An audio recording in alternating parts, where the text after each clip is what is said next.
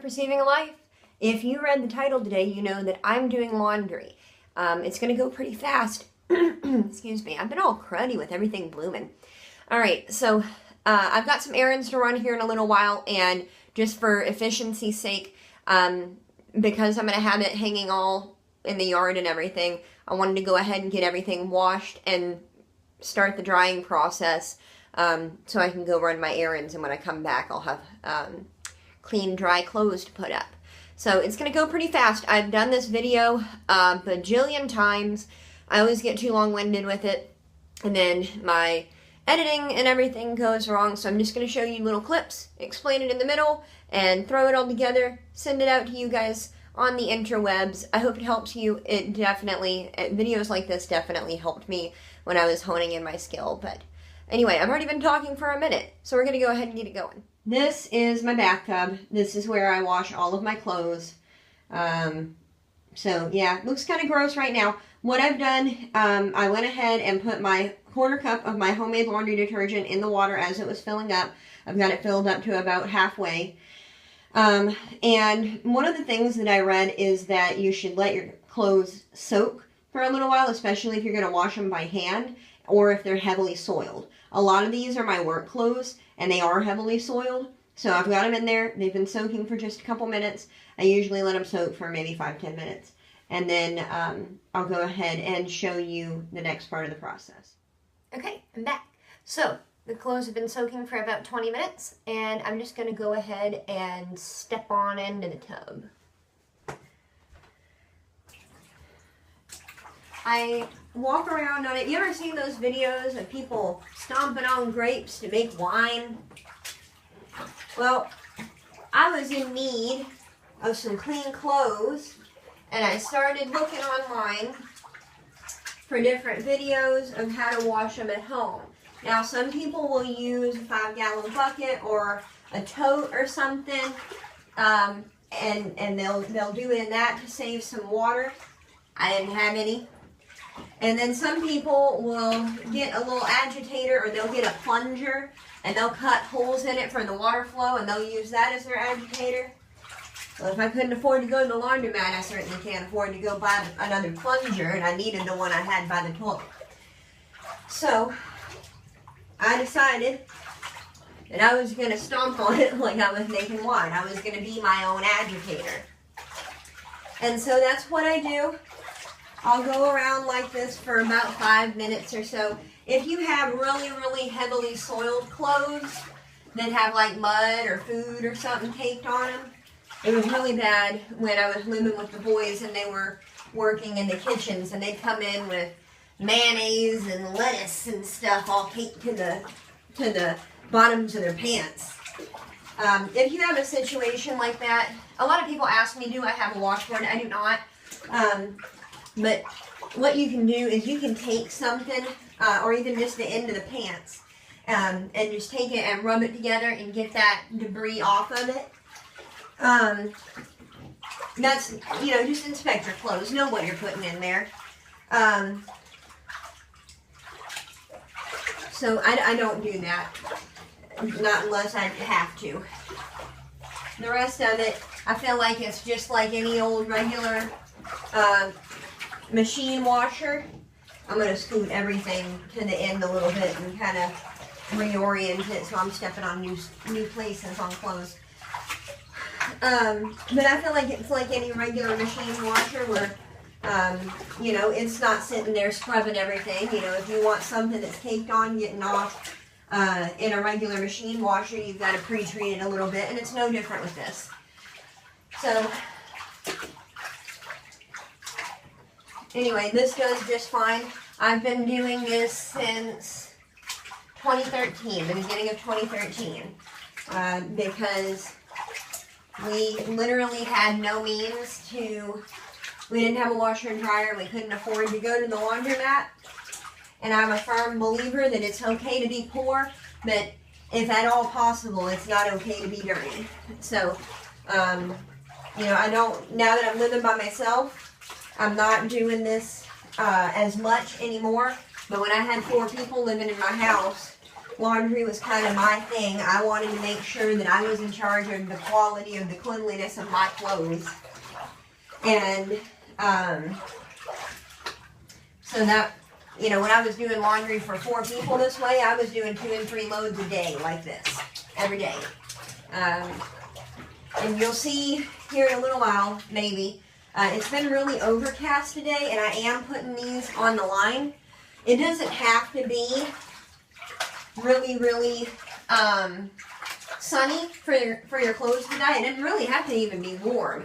You just have to sit them out there where they can air dry. As long as you're not having like 100% humidity, it's still, I mean, even if you have 100% humidity, stick it out there, especially if it's sunny, but just stick it out there. It's going to dry.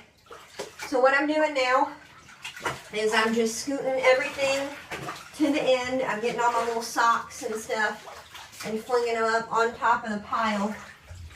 Because one of my least favorite things in the entire world is when a sock gets sucked down into the drain. That is my least favorite thing in the world. So I'm going to go ahead and pull the plug and get out and talk to you guys just a second or 2 more.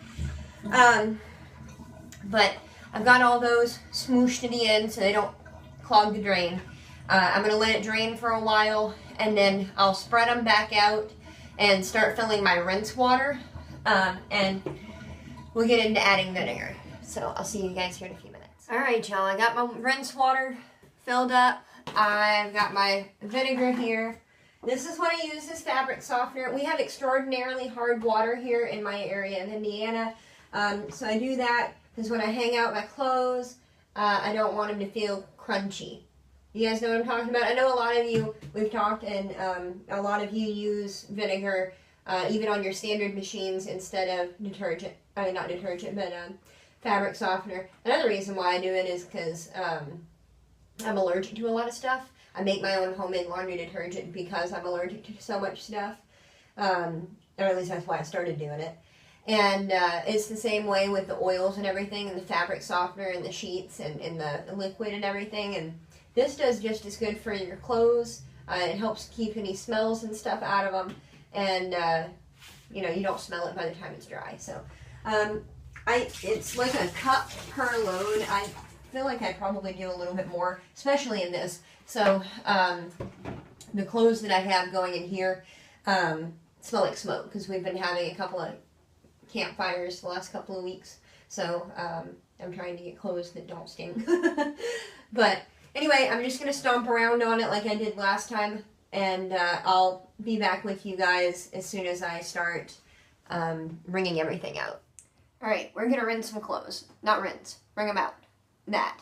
While I was speaking of rinse, though, I forgot to mention that if you are rinsing out your clothes, you're stomping on them for the second time with the vinegar and everything in there, and you notice that the water is considerably more dirty than would be considered clean, then all you need to do is grab another 1/4 cup of your laundry detergent, sprinkle it in there with vinegar and everything, and do another wash cycle, and then drain it out, rinse it again, see if it's up to your standards, you know, with the vinegar and everything in it, and then wring it out. If you feel like your clothes are not clean, wash them again. Okay? So, I've got kind of a hodgepodge of stuff in here, and I don't know how much you're going to be able to see me because I'm going to be sitting up because I'm bent over right now. But quite a few things in here. This is my least favorite thing in the entire world. It is wringing out towels because, as you know, it's a towel's job to hold water. And they're big and they're bulky, and I grabbed this one because it's the thinnest one that I have. There are other ones. I try to wait with my towels and wash them at a friend's house. Really. Because they are so much of a nightmare to get all the water out. But this one I felt like I could handle. Another thing that I've done for towels is I've washed several hand towels because those are a little more manageable. But I've draped it over this. Don't pull too much. I don't know if you can see it, but if I pull it, it's not secured to the wall well, and it's just blowing in the breeze. So don't pull a whole lot. I just use this as a tension rod. This is a rod that I put in there specifically for this, because the original rod was broken out before I even moved in. But just use it, twirl it.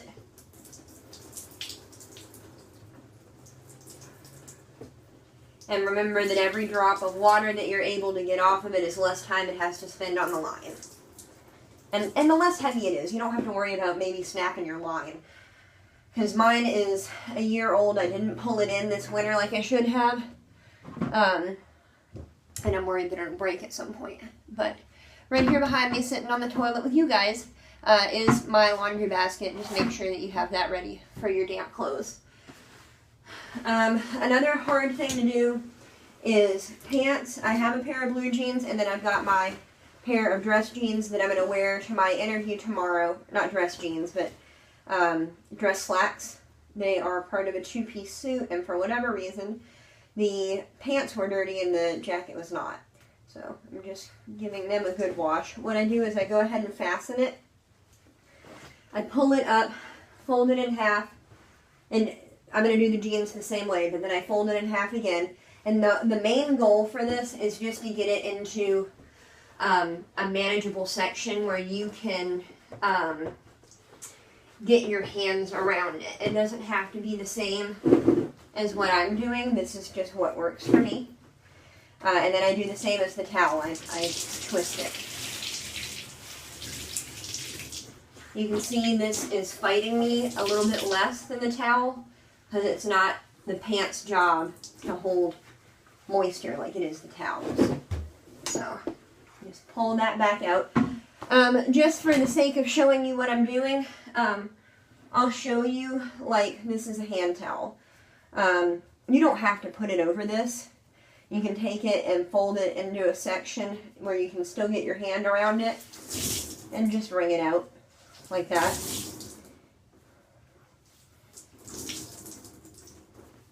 And that's totally fine. This is pretty much exactly how I would expect to pull it out of the washing machine.